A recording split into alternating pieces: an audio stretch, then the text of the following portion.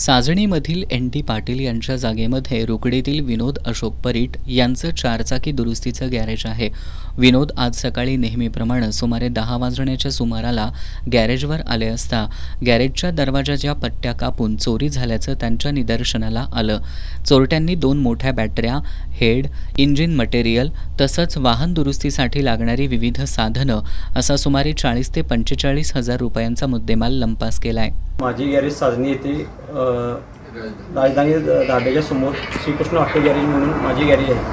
सुमारे 1.5 वर्ष झाले मी इथे काम करत आहे. तरी आज सकाळी 10:15 वाजता आले माझे निदर्शन आले की माझ्या गॅरेजचे कुलूप काढून की बाबा आतमध्ये चोरी झाल्याचे माझे निदर्शन आले.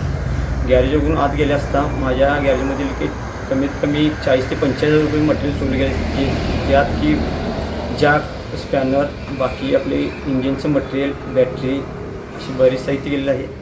तरी मी हातकर्णी पोलीस स्टेशनशी संपर्क साधून त्यांचा पंचनामा करून घेतला. घटनेची माहिती मिळताच हातकणंगले पोलिसांनी घटनास्थळी भेट देऊन पाहणी केली. तसंच पंचनामा करून पुढील तपास सुरू केलाय. विशेष म्हणजे माणगाव फाटा परिसरात 8 दिवसांपूर्वी चोरीची घटना घडली होती. त्यानंतर सोमवारी मगदुममाळा इथंही पानटपरीतील साहित्य आणि रोख रक्कम चोरीला गेलंय.